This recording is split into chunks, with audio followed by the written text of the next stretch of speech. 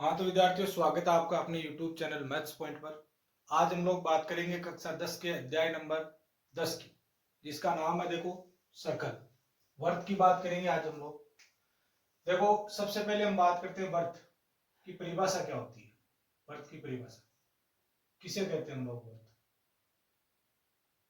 तो वर्त की परिभाषा क्या होती है, देखो वर्त होता है एक फिक्स पॉइंट होता है। उस फिक्स पॉइंट से जितने भी फिक्स दूरी पर जितने भी बिंदु होते हैं, इस पॉइंट से जितने भी फिक्स दूरी पर, देखो फिक्स दूरी पर जितने भी पॉइंट होंगे, इन बिंदुओं का जो बिंदु पथ है वो क्या कहलाएगा, वर्त कहलाएगा। इन बिंदुओं का बिंदु पथ क्या कहलाएगा, वर्त। और ये जो फिक्स दूरी है, इसको हम लोग क्या कहते हैं, वर्त की त्रिज्या कहते हैं। तो वर्त की परिभाषा क्या होगी, एक नियत बिंदु से निश्चित दूरी पर स्थित बिंदुओं का बिंदु पथ क्या कहलाएगा, वर्त कहलाएगा। और फिर उसके बाद में हम लोग बात करेंगे एक स्पर्शरेखा की और एक छेदक रेखा की। यहां से देखो एक क्वेश्चन परमानेंट बढ़ता है। तो सबसे पहले देखो हम वर्त की परिभाषा देखते हैं, क्या होता है वर्त। तो देखो, किसी नियत बिंदु से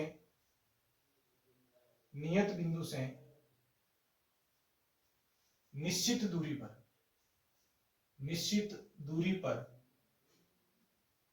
दूरी पर स्थित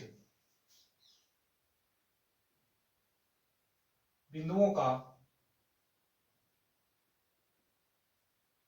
बिंदुपथ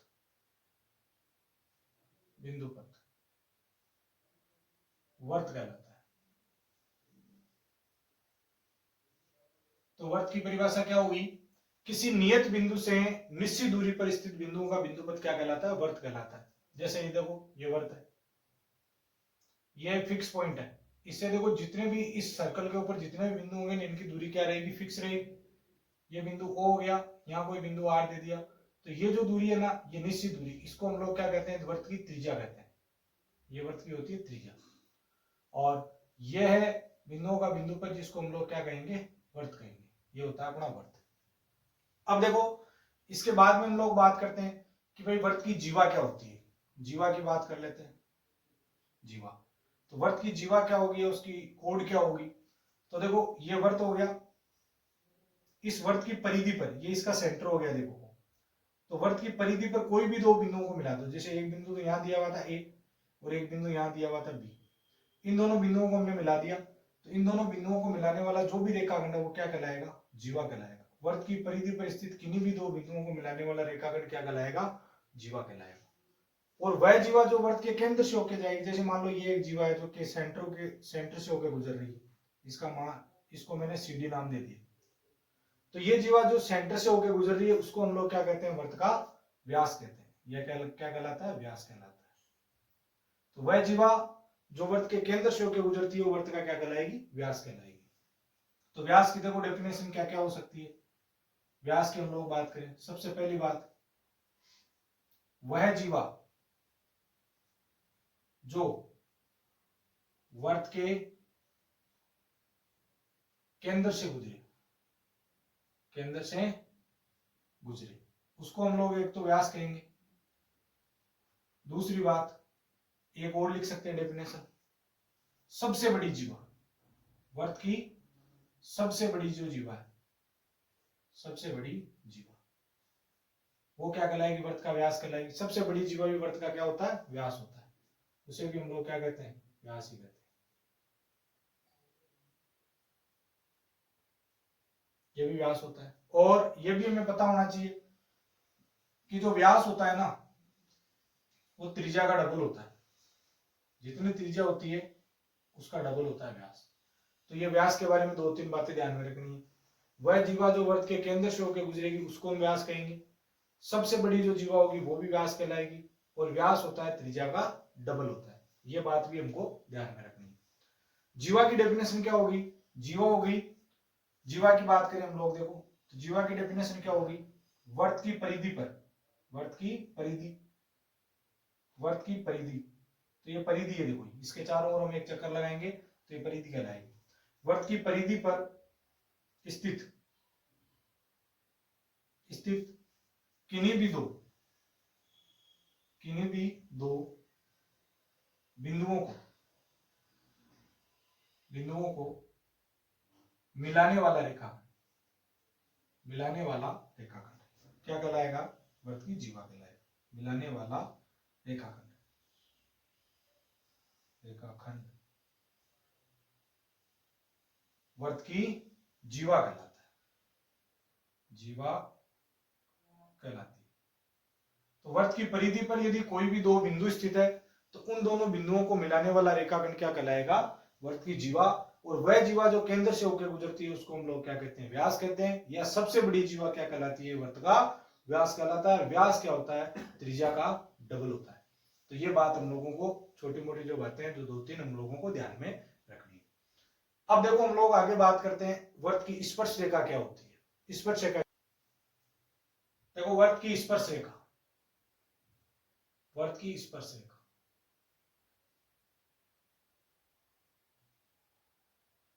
स्पर्श रेखा क्या होती है? वह रेखा जो वृत्त को एक बिंदु पर छूकर निकल जाए। यह वृत्त है, वृत्त को एक ही बिंदु पर ऐसे छूके निकलने वाली जो रेखा है वो क्या कहलाएगी? वृत्त की स्पर्श रेखा कहलाएगी। तो यह होगी वृत्त की त्रिज्या, वृत्त की त्रिज्या होगी। ये एक रेखा दे रखी है एक्स वाई, जो वृत्त को देखो एक ही बिंदु पर छूकर जा रही है, तो इसको हम लोग क्या कहेंगे? वृत्त की स्पर्श रेखा कहेंगे। ये होगी स्पर्श रेखा, स्पर्श रेखा होगी। तो वृत्त को एक ही बिंदु पर छूकर जाने वाली रेखा क्या कहलाएगी? वृत्त की स्पर्श रेखा कहलाएगी। और जिस बिंदु पर वृत्त को छू रही है उस बिंदु को हम लोग क्या कहते हैं? स्पर्श बिंदु कहते हैं, स्पर्श बिंदु। तो यहां ध्यान रखने की बात क्या है? वृत्त को एक ही बिंदु पर छूने वाली जो रेखा है, या एक ही बिंदु से, वृत्त के एक ही बिंदु से गुजरने वाली जो रेखा है, उसको तो हम क्या कहेंगे? स्पर्श रेखा। और जिस बिंदु पर छू रही है उस बिंदु को हम क्या कहेंगे? स्पर्श बिंदु कहेंगे। अब देखो स्पर्श रेखा और वृत्त की त्रिज्या के बीच में कोण कितना होता है? 90 डिग्री होता है। यह बात भी एक इंपॉर्टेंट बात है। वृत्त की त्रिज्या तथा स्पर्श रेखा परस्पर क्या होती है? लंबवत होती है। तो देखो इन बातों को हम लोग थोड़ा सा ध्यान में लेते हैं। पहली बात तो स्पर्श रेखा की परिभाषा क्या हो गई? देखो वृत्त को एक बिंदु पर, एक बिंदु पर छूने वाली रेखा, छूने वाली रेखा क्या होती है? स्पर्श रेखा होती है। उसे हम क्या कहते हैं? स्पर्श रेखा, स्पर्श रेखा होती है। तो वृत्त को एक ही बिंदु पर छुएगी उसको हम क्या कहेंगे? स्पर्श रेखा। नंबर दो बात, जिस बिंदु पर छूती है ना, यानी वृत्त तथा स्पर्श रेखा, स्पर्श रेखा का उभयनिष्ठ बिंदु, का उभयनिष्ठ बिंदु, उभयनिष्ठ बिंदु स्पर्श बिंदु कहलाता है, स्पर्श बिंदु कहलाता है। तो ये बात भी हम लोगों को ध्यान में रखनी है। वृत्त तथा स्पर्श रेखा का उभयनिष्ठ बिंदु क्या कहलाता है? तो उसको हम कहेंगे स्पर्श बिंदु। क्या कहेंगे? स्पर्श बिंदु कहेंगे उसको। तो ये भी बात हम लोगों को ध्यान में रखनी है। वृत्त तथा स्पर्श रेखा के उभयनिष्ठ बिंदु को क्या कहा जाता है? स्पर्श बिंदु कहा जाता है। तीसरी बात जो कि वेरी इंपॉर्टेंट बात है, देखो ये तो होगी स्पर्श रेखा, तो स्पर्श रेखा को तो मैं एक्स वाई द्वारा लिख रहा हूं, और ये होगी वृत्त की त्रिज्या, ये होगी त्रिज्या देखो OR। तो स्पर्श रेखा त्रिज्या के ऊपर क्या होती है? लंबवत होती है। मतलब कहने का मतलब वृत्त की स्पर्श रेखा व त्रिज्या परस्पर, परस्पर लंबवत होती है। तो ये बात ध्यान में रखनी है। वृत्त की त्रिज्या तथा स्पर्श रेखा परस्पर क्या होती है? लंबवत होती है। तो ये तीन बातें ध्यान में रखनी है स्पर्श रेखा के बारे में। वृत्त को एक ही बिंदु पर छूने वाली रेखा या एक ही बिंदु से होकर गुजरने वाली रेखा वो तो होगी स्पर्श रेखा। जहां स्पर्श रेखा वृत्त को छुएगी उस बिंदु को हम क्या कहेंगे? स्पर्श बिंदु कहेंगे। और स्पर्श रेखा और जो ये त्रिज्या है वो एक दूसरे के क्या होती है? परपेंडिकुलर होती है, लंबवत होती है। ये बात भी हम लोगों को ध्यान में रखनी है। तो स्पर्श रेखा के बारे में ये तीन बातें ध्यान में रखनी है। अब हम लोग बात करेंगे स्पर्श रेखाओं की संख्या के बारे में बात करेंगे कि एक वृत्त की कितनी स्पर्श रेखाएं खींची जा सकती है, उसकी हम लोग बात करेंगे अलग अलग प्रकार से। तो देखो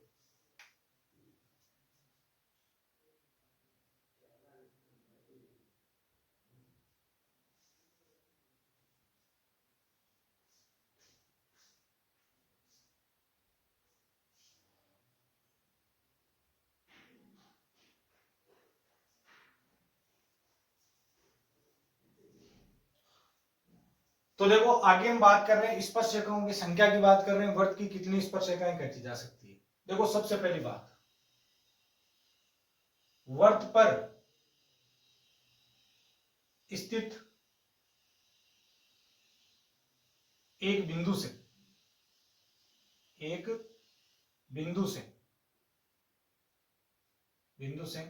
वर्त पर स्थित एक बिंदु से वर्त पर एक स्पर्शरेखा खींची जा सकती है।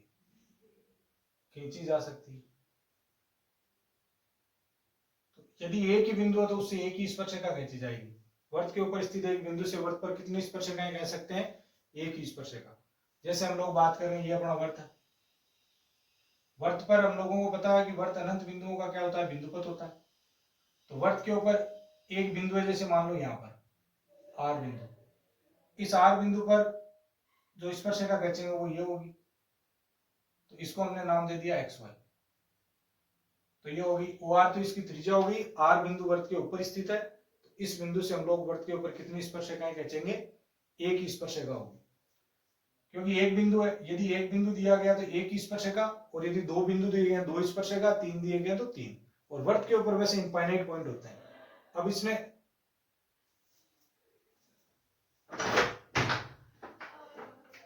अरे काई और काई लाते हो?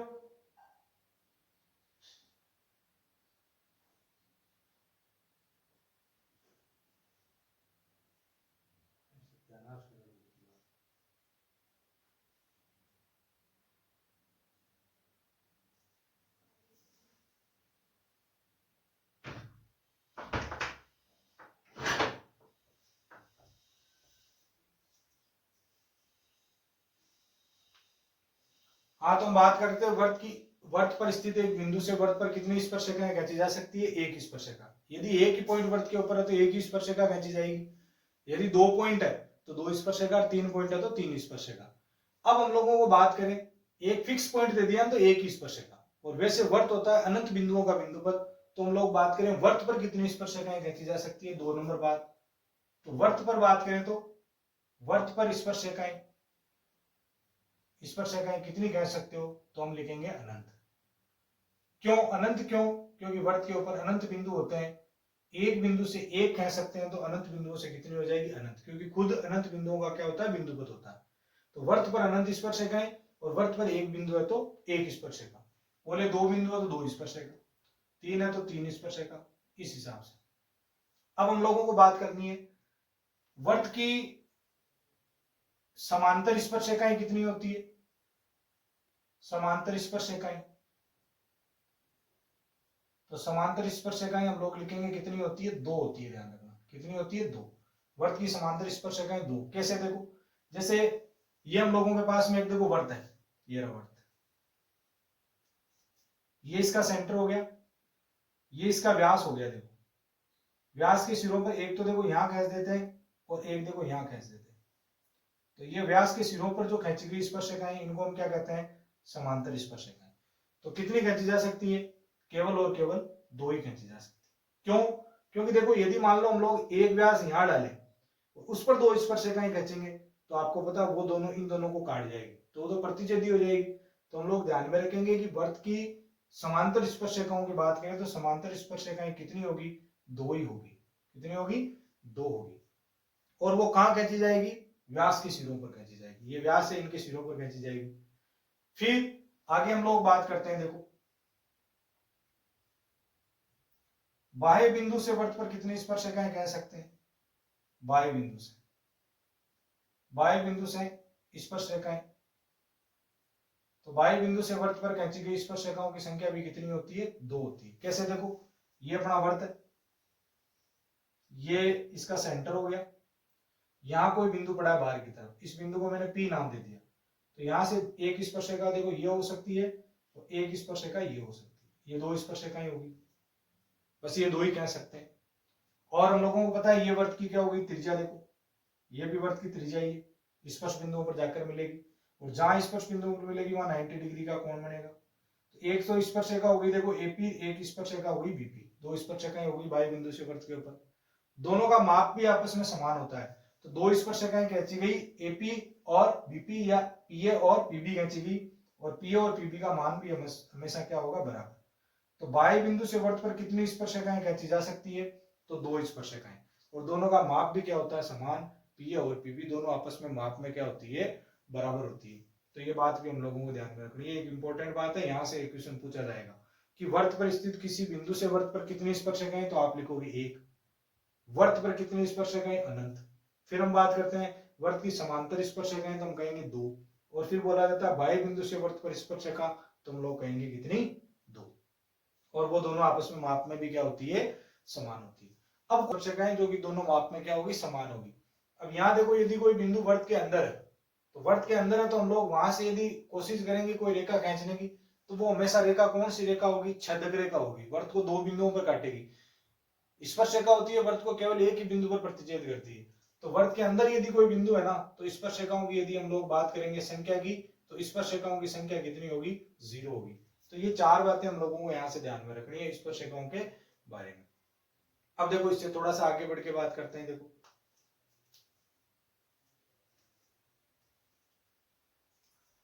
तो देखो आगे ये है एक प्रमेय, सिद्ध कीजिए कि बाह्य बिंदु से वृत्त पर खींची गई स्पर्शरेखाएं माप में क्या होती है, समान होती है। जैसे देखो, ये हम लोगों को एक वृत्त दिया हुआ, देखो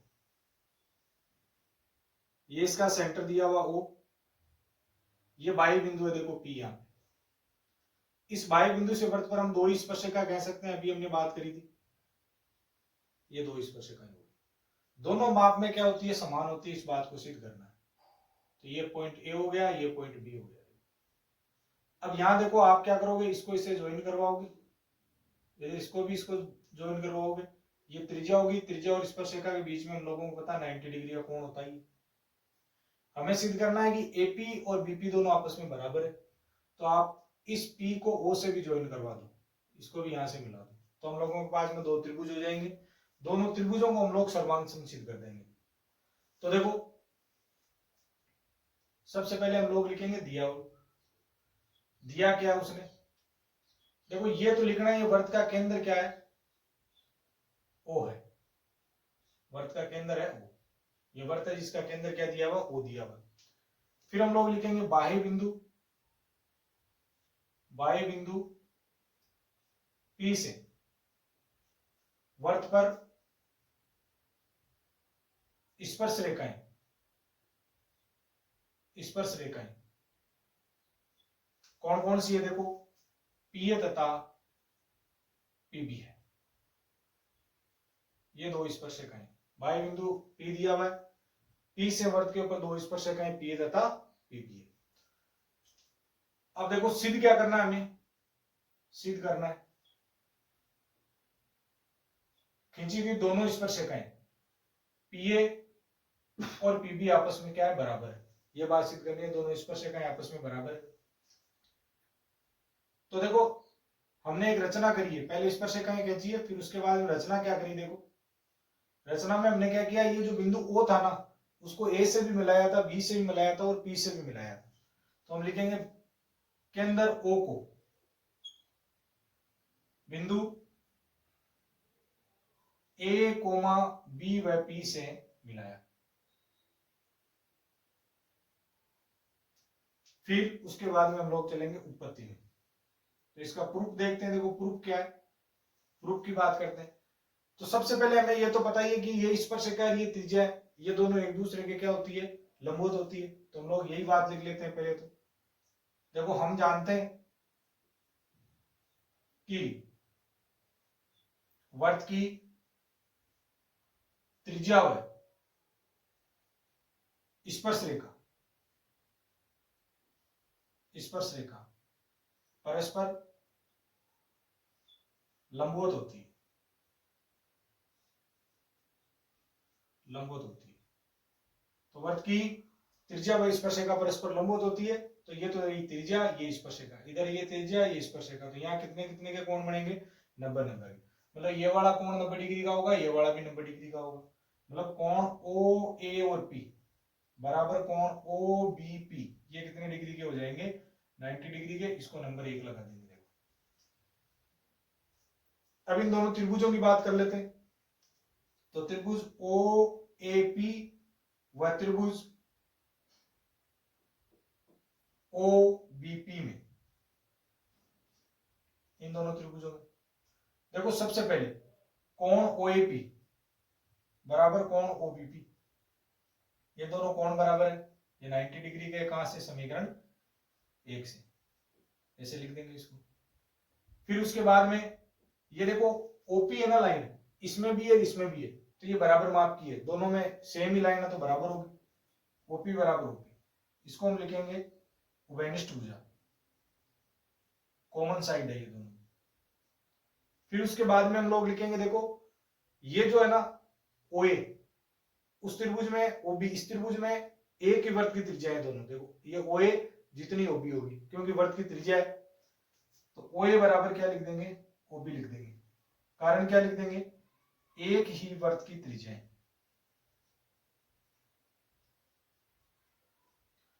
अब यहां देखो कौन सा नियम बन गया यहाँ पे सर्वांग समता का, समकोण आ गया, देखो समकोण के सामने वाली भुजा भी ले ली और एक एक्स्ट्रा भुजा ले ली, इसको हम बोलते हैं समकोण कर्ण भुजा नियम, मतलब आरएचएस, सर्वांग क्षमता कसौटी, सर्वांग क्षमता कसौटी से ये दोनों त्रिभुज ऊपर वाला और नीचे वाला क्या हो गया, सर्वांग सम, त्रिभुज ओएपी, सर्वांग सम का साइन ये होता है, त्रिभुज ओबीपी। अब सर्वांग सम त्रिभुजों की खासियत क्या होती है, उनके संगत भाग बराबर होते हैं। संगत भाग बराबर मतलब ये कोण इस कोण के बराबर, ये कोण इस कोण के बराबर, ये भुजा इस भुजा के बराबर, ये भुजा इस भुजा के बराबर, ये कॉमन भुजा होगी। तो बताओ हम लोग लिखेंगे सीपीसीटी से, सीपीसीटी मतलब संगत जो भाग है वो आपस में क्या होंगे, बराबर होंगे। तो सीपीसीटी से एपी और बीपी दोनों आपस में क्या हो जाएंगे, बराबर, यानी पीए बराबर पीबी। ये बात हम लोगों को सिद्ध करनी थी। नीचे लिखेंगे युक्ति सिद्ध। तो यहां ध्यान रखना है, ये एक इंपॉर्टेंट प्रमेय है, बोर्ड के एग्जाम में आ सकती है प्रमेय। इस चैप्टर में से यदि कोई प्रमेय आएगी तो वो यही प्रमेय है, इंपॉर्टेंट प्रमेय, ये ध्यान में रखनी, इस प्रकार से आसान से हम लोग सोल्व कर पाएंगे इसको। हाँ तो विद्यार्थियों अब हम बात करते हैं, देखो सिद्ध कीजिए कि दो सेकेंद्रीय वृत्तों में बड़े वृत्त की जीवा जो छोटे वृत्त को स्पर्श करती है, स्पर्श बिंदु पर समद्विभाजित होती है। तो इस पर में इस उदाहरण नंबर 1 की बात करते हैं। उदाहरण नंबर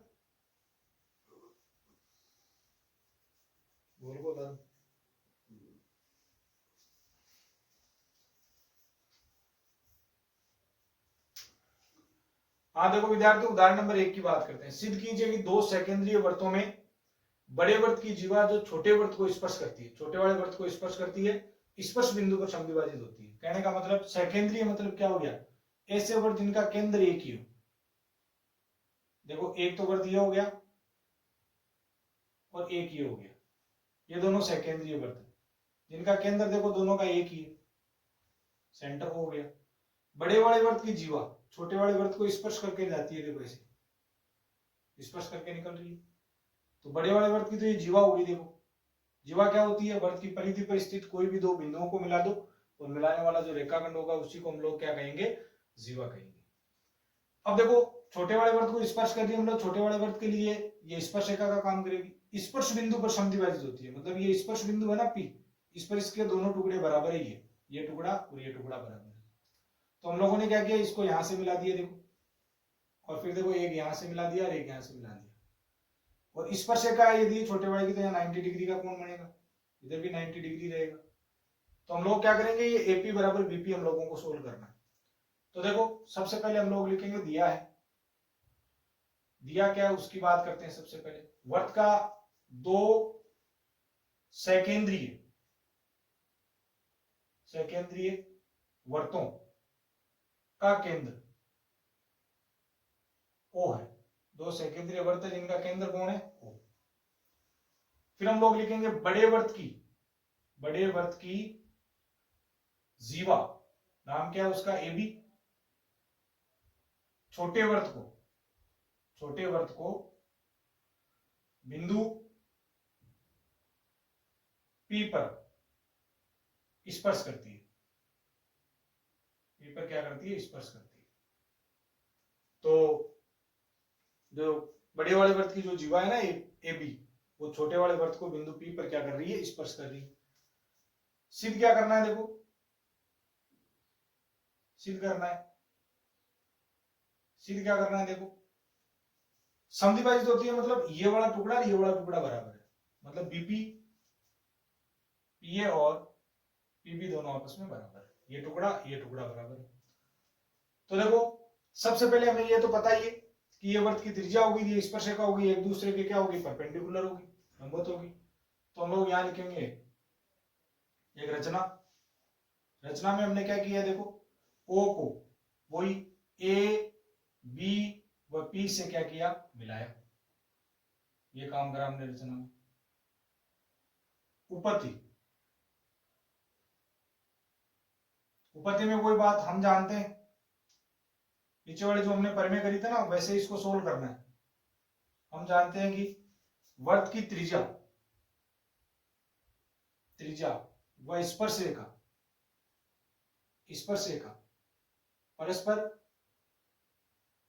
परस्पर लंबवत होती है,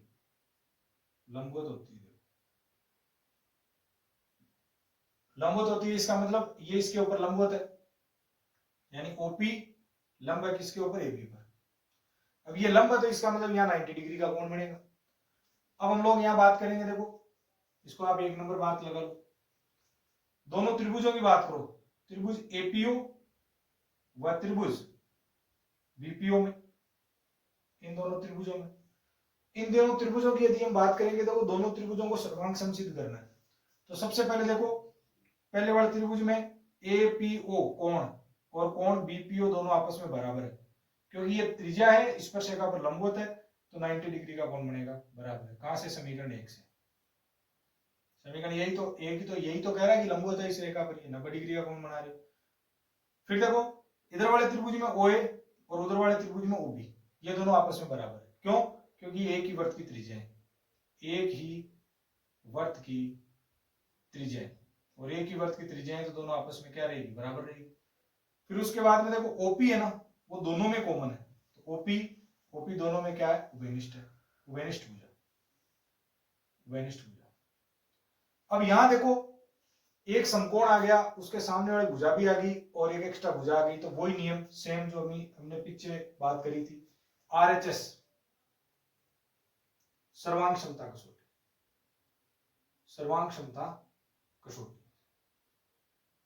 आरएचएस सर्वांग क्षमता कसौटी क्या कहती है कि दोनों त्रिभुज समकोण कर्ण भुजा नियम से क्या हो जाएंगे, सर्वांग सम हो जाएंगे। तो त्रिभुज एपीओ सर्वांग सम त्रिभुज बीपीओ, अब दोनों त्रिभुज सर्वांग सम हो गए, तो सीपीसीटी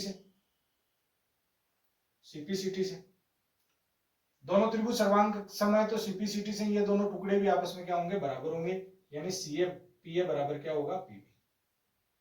तो यही तो हम लोगों को सिद्ध करना था, इति सिद्धम। वो परिमेय हमने सोल्व करी थी, वैसे ही इसको सोल्व करना था, सिद्ध वैसे ही इसको करना था। तो इसको इस प्रकार से नोट डाउन कर लेंगे।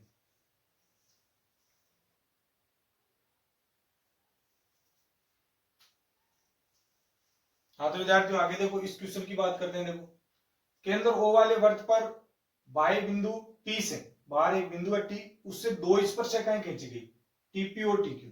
तो हम लोगों को सिद्ध करना है कि कोण PTQ दो गुणा है कौन सा, OPQ का। तो देखो ये सबसे पहले हमने क्या किया, एक वर्त खींच लिया, ये रहा वर्त। इस वर्त पर बाह्य बिंदु T से, बाहर एक बिंदु ले रखा है T, ये रहा T से दो स्पर्शरेखा, एक तो देखो ये रही और एक ये रही, दो स्पर्शरेखाएं खींची गई है। देखो दो स्पर्शरेखाएं कौन कौन सी, एक तो टीपी और एक टीक्यू। ये वर्त का सेंटर रहा, यहां पे सेंटर है, तो ये क्या होगी, वर्त की त्रिज्या होगी। देखो ये O हो गया। अब इसने आगे क्या कहा है, पीटीक्यू, ये वाला कोण, ये कोण देखो, ये वाला कोण डबल है कौन से कोण का, ओपीक्यू का। ओपीक्यू कौन सा है, देखो ओपीक्यू, मतलब पी और क्यू को भी हम लोगों को मिलाना पड़ेगा, पी और क्यू को आपस में मिला दो। देखो इसे, ये पी और क्यू को मैंने आपस में मिला दिया। तो सिद्ध करना है कि इस वाले कोण का डबल है ये वाला कोण। तो इस कोण का जब हम डबल करेंगे तो वो वाला कोण आएगा, ये बात हम लोगों को सिद्ध करनी है। तो देखो सबसे पहले हमें पता है बाह्य बिंदु से वर्त पर हम स्पर्शरेखाएं कहते हैं तो वो माप में समान होती है। इसका मतलब यहाँ ये दोनों लाइनें बराबर होगी, ये वाली, तो ये वाला जो कोण है ये और ये वाला कोण दोनों आपस में बराबर हो जाएंगे। कहने का मतलब इस कोण को मैं 1 नंबर नाम दे देता हूं, इसको 2 नंबर, इसको मैंने 3 नंबर दे दिया, और यहाँ ये जो अंदर वाला कोण है इसको मैं 4 नंबर दे देता हूं, इस प्रकार से। तो देखो सबसे पहले हम लोग लिखेंगे दिया है में क्या लिखेंगे, वर्त का केंद्र, वर्त का केंद्र O है, वर्त का केंद्र O है, वर्त का केंद्र क्या दिया हुआ O है। बाह्य बिंदु T से वर्त पर जो स्पर्शरेखाएं कौन कौन सी है देखो, TP व TQ है, ये दोनों स्पर्शरेखाएं होगी। अब सिद्ध क्या करना है देखो, सिद्ध करना है देखो, ये जो कोण है इस कोण का डबल इस कोण के बराबर है, जो कि लिखा हुआ देखो यहाँ पे, यानी कोण PTQ बराबर 2 गुणा कोण OPQ, ये सिद्ध करना है। तो चलते हैं उत्पत्ति की ओर। अब देखो उत्पत्ति में चलेंगे तो यहां सबसे पहले देखो हमें पता है बाह्य बिंदु से वर्त पर जो भी स्पर्शरेखाएं खींची जाती है ना, वो माप में क्या होती है, समान होती है। हम जानते हैं इस बात को, हम जानते हैं कि बाह्य बिंदु से वर्त पर स्पर्शरेखाएं माप में समान होती है। अब ये माप में समान होती है, इसका मतलब टीपी और टीक्यू दोनों आपस में क्या होगी, बराबर होगी। ये वाई बिंदु है देखो, यहां से एक स्पर्शरेखा ये दोनों आपस में क्या होगी, बराबर होगी। अब ये दोनों आपस में बराबर है तो ये कौन से त्रिभुज की बात हो रही है, त्रिभुज TPQ की बात हो रही है। अब ये दोनों आपस में बराबर तो इनके सम्मुख कोण भी क्या होंगे, समान होंगे इस त्रिभुज में। तो हम लोग बात कर रहे हैं त्रिभुज TPQ में, TP बराबर TQ इसी में आ रहा है, तो इसमें सम्मुख कोण क्या होंगे, समान, सम्मुख कोण समान। अब सम्मुख कोण समान होंगे तो इसके सामने कौन कौन सा, देखो टीपी के सामने 2 नंबर और टीक्यू के सामने 1 नंबर, मतलब 2 नंबर और 1 नंबर आपस में बराबर होगा, यानी कोण नंबर 1 बराबर कोण नंबर 2, इसको हम लोग 1 नंबर लगा देते हैं। अब देखो ये स्पर्शरेखा है, ये त्रिज्या है, तो यहां जो कोण बनेगा ना, ये पूरा का पूरा ये वाला कोण, ये कितने डिग्री का बनेगा, 90 डिग्री का। तो स्पर्शरेखा व त्रिज्या परस्पर लंबवत होती है, स्पर्शरेखा और त्रिज्या परस्पर क्या होती है, लंबवत। तो इसका मतलब ये तो होगी स्पर्शरेखा, ये होगी त्रिज्या। कहने का मतलब ये जो ओपी है वो लंबवत है किसके ऊपर, पीटी के ऊपर, ये लंबवत है। इसका मतलब ये जो कोण है ना ओपीटी, वो कितने डिग्री का, 90 डिग्री का। इस कोण के 2 टुकड़े हो गए देखो, ये ओपीटी है जो कोण है, कोण 1 और कोण 4 को जोड़ते हैं तब उसी के बराबर आता है। तो कोण नंबर 1 प्लस में कोण नंबर 4 बराबर कितना डिग्री हो गया, 90 डिग्री हो गया। देखो इसको आप पार्ट नंबर 2 लगा लो, इसको हम लोग पार्ट नंबर कितना लगा लेंगे, 2 लगा लेंगे। अब इसके आगे देखो, ये आगे हम लोगों के पास में कोण नंबर 1 है, कोण नंबर 4 90 डिग्री के बराबर है। अब यहां देखो, इस बात को आगे थोड़ा यहां सोल्व कर लेते हैं। त्रिभुज के तीनों कोणों का योग कितना होगा, इस त्रिभुज के तीनों कोणों का योग, त्रिभुज TPQ में कोण 1, कोण 2, कोण 3, इन तीनों कोणों का योग होगा 180 डिग्री। हमें पता है कोण नंबर 1 और कोण नंबर 2 दोनों आपस में क्या है, बराबर है। तो हम लोग क्या करते हैं, यहां हम लोग बात कर लेते हैं कि भाई कोण नंबर जो 1 है उसकी जगह 2 लिख सकते हैं, 2 की जगह 1, तो यहां भी 1 लिख लो, यहां भी 1 लिख लो, क्योंकि दोनों बराबर है, 1 कर दो, तो यह आ गया कोण नंबर 3 बराबर 180 डिग्री। डबल कोण 1 प्लस में कोण 3 बराबर 180 डिग्री। अब यहां से हम लोग क्या कर सकते हैं, कोण 1 का वैल्यू निकाल सकते हैं। देखो कोण 1 बराबर हो जाएगा 90 डिग्री माइनस में कोण 4, इस प्रकार से यहां से हमने मान निकाल लिया इसका कोण नंबर 1 का, और इस वैल्यू को यहां लगा दो, यहां पे लगा देंगे। तो यहां देखो दो कोण 1 की जगह हम लिख देंगे 90 डिग्री माइनस में कोण 4 प्लस में कोण 3 बराबर 180 डिग्री। अंदर गुणा करेंगे 180 डिग्री हो जाएगा, दो कोण 4 हो जाएगा, कोण 3 हो जाएगा बराबर 180 डिग्री। 180 डिग्री से 180 डिग्री कैंसिल हो गया। देखो अब यहां पे 3 नंबर को यहीं रख लो और इसको उठा के उधर भेज दो तो ये पॉजिटिव हो जाएगा। देखो उधर जाके अब कोण 3 हमने किसको मान रखा है, इसको देखो पीटीक्यू को मान रखा है, पीटीक्यू को मान रखा है। कोण 4 हमने किसको मान रखा है, देखो इस अंदर वाले को ओपीक्यू को मान रखा है, ओपीक्यू को, तो यहां लिख देंगे ओपीक्यू। और यही बात हम लोगों को सिद्ध करनी थी, इतनी सिद्ध।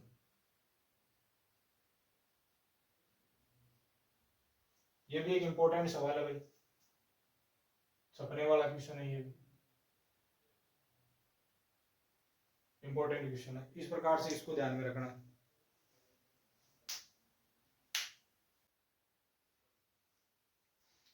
हाँ तो विद्यार्थियों आगे देखो इस क्वेश्चन की बात करते हैं। उदाहरण नंबर 3 क्या कह रहा है, देखो 5 सेंटीमीटर त्रिज्या के एक वृत्त की 8 सेंटीमीटर लंबी एक जीवा PQ है। P और Q पर स्पर्शरेखाएं परस्पर एक बिंदु T पर प्रतिच्छेद करती है, तो TP की लंबाई ज्ञात करो। देखो ये एक वृत्त दिया हुआ है, ये वृत्त दे दिया, एक बाह्य बिंदु दिया हुआ, देखो पहले एक जीवा दे रखी हम लोगों को, जीवा ये रही जीवा, जीवा दे रखी PQ। फिर देखो P और Q पर स्पर्शरेखाएं परस्पर बिंदु T पर, तो यहां से एक स्पर्शरेखा जाएगी जो यहां जाके यहां मिल रही है, यहां से भी एक स्पर्शरेखा जा रही है जो यहां जाके मिल रही है। इस बिंदु को हम लोग T कह रहे हैं, T बिंदु पर प्रतिच्छेद करती है। हमें TP की लंबाई पूछी है। त्रिज्या कितनी दे रखी है वृत्त की, तो ये वृत्त का केंद्र रहा, 5 सेंटीमीटर त्रिज्या दे रखी है, तो इसको यहां से आप मिला लो, ये 5 सेंटीमीटर। इसकी लंबाई टोटल लंबाई है 8 सेंटीमीटर। फिर हमने इसको इससे ज्वाइन करवाया, देखो मिलाया इसको, यहां पॉइंट M दे दो, यहां O दे दो, इस प्रकार से। अब यहां देखो हमने अभी बात करी थी, ये कौन सा त्रिभुज है, समद्विबाहु त्रिभुज। समद्विबाहु त्रिभुज है, इसका मतलब ये वाली जो लाइन है इसका क्या करेगी, इस कोण का समद्विभाजन करेगी, और इस कोण का समद्विभाजन करेगी, ये दोनों आपस में बराबर होंगे, और ये दोनों आपस में बराबर है, इसका मतलब यहाँ कितने डिग्री का कोण बनेगा, 90 डिग्री। यदि यहाँ 90 डिग्री का कोण बनेगा ना, इसका मतलब ये देखो ये है अपनी वृत्त का केंद्र, और केंद्र से जीवा पर देखो लंब है, और केंद्र से जीवा पर यदि हम लंब डालते हैं तो वो जीवा का क्या कर देता है, समद्विभाजन। तो देखो ओपी हमें कितना दिया हुआ है, ओपी दिया हुआ 5 सेंटीमीटर, और जो PQ है वो दिया हुआ 8 सेंटीमीटर। अब जो OM है ना, वो जीवा PQ पर लंब है, लंब होने के कारण जो PM और जो MQ है वो आपस में बराबर हो जाएगी, और वो बराबर होगी, आधी किसकी होगी, PQ की, मतलब PQ का आधा करेंगे तो 4 सेंटीमीटर, तो ये भी 4 सेंटीमीटर हो जाएगा, ये भी 4 सेंटीमीटर, तो PM 4 सेंटीमीटर और ये वाला ये 5 सेंटीमीटर। अब ये देखो ये समकोण त्रिभुज है, इसमें ये OM पता कर लो कितना है, तो OM की बात करेंगे, देखो OM कितना होगा, तो समकोण त्रिभुज OMP में, इसके अंदर देखो समकोण त्रिभुज में जो OP है उसका स्क्वायर OM के स्क्वायर और MP के स्क्वायर के बराबर होगा। ये दे रखा 5, तो इसका स्क्वायर कर देंगे, OM में निकालना है तो OM का स्क्वायर कर दो, यहां आ जाएगा देखो PM की वैल्यू 4 है, 4 का स्क्वायर कर दो, तो यहां आ जाएगा OM का स्क्वायर बराबर 5 का स्क्वायर 25 हो जाएगा, माइनस कितना हो जाएगा, 16 हो जाएगा, तो ये आ जाएगा 9। तो हमें OM की वैल्यू निकालनी है, तो OM तो √9, और √9 की वैल्यू हो जाएगी 3 सेंटीमीटर, तो OM कितना आ जाएगा, 3, ये आ जाएगा 3 सेंटीमीटर। लेकिन हमें वो PT निकालनी है, उसके लिए देखो सबसे पहले एक हम लोग इस त्रिभुज की बात कर रहे हैं और एक हम लोग इस त्रिभुज की बात कर रहे हैं, ये दोनों त्रिभुज परस्पर समरूप है या नहीं, पहले तो हम लोग ये बात करते हैं। देखो यहाँ 90 डिग्री बन रहा है, यहाँ भी 90 डिग्री बन रहा है, कोई दिक्कत वाली बात नहीं है, दोनों में 90-90 है। फिर बात आती है कि इसकी हम लोग बात करें कि ये वाला जो कोण, ये वाले कोण की बात करें, या तो इस प्रकार से कर लो कि भाई दोनों त्रिभुजों को समरूप सिद्ध कर दो। समरूप सिद्ध करके संगत जो भुजाएं वो क्या होगी, समानुपाती होगी। तो ये त्रिभुज और एक ये त्रिभुज, ये दोनों त्रिभुज आपस में क्या होंगे, समरूप होंगे, क्योंकि यहाँ जो कोण है वो कोण इस कोण के बराबर ही होगा। क्योंकि पहले इन दोनों त्रिभुजों को देखो, इसको और इसको मिलाएंगे, यहाँ पे इन दोनों त्रिभुजों को हम लोगों को सर्वांग समसिद्ध करना पड़ेगा, क्योंकि यहाँ हम लोग इसको मिला लेते हैं, देखो यहाँ इसको यदि हम ज्वाइन करवा लेते हैं तो एक तो त्रिभुज ये बनता है देखो, और एक देखो ये त्रिभुज बनता है ये। तो अभी हमने ये तो बात ही कर रखी है कि दोनों त्रिभुज तो आपस में सर्वांग सम होते हैं। सर्वांग सम होते हैं इसका मतलब ये वाला कोण भी बराबर होगा, ये कोण, क्योंकि ये दोनों आपस में बराबर होते हैं, ये दोनों आपस में बराबर है, तो आपको पता है ये दोनों आपस में बराबर होनी ही है, ठीक है ना। वैसे तो होते ही ये दोनों आपस में बराबर, यहाँ वाले दोनों आपस में बराबर होते हैं, तो ये वाला कोण इस वाले कोण के क्या होगा, बराबर होगा। अब यहाँ देखो, या तो ऐसे कर लो, या फिर देखो ये जो भुजा दे रखी है ना हम लोगों को, इसको आप कोई ना कोई वैल्यू दे दो इसको। जैसे मान लो हमने इसको x दे दिया वैल्यू, ये x है, तो पूरी की बात करेंगे देखो ये हो जाएगा 3 + x हो जाएगा, देखो 3 + x, 3 + x हो जाएगा देखो। अब 3 + x हो जाएगा, और इसकी बात करें हम लोग, ये y तो देखो ये y हो जाएगा, ये y हो जाएगा। तो सबसे पहले हम बात कर रहे हैं इस समकोण त्रिभुज की। कौन से समकोण त्रिभुज की, समकोण त्रिभुज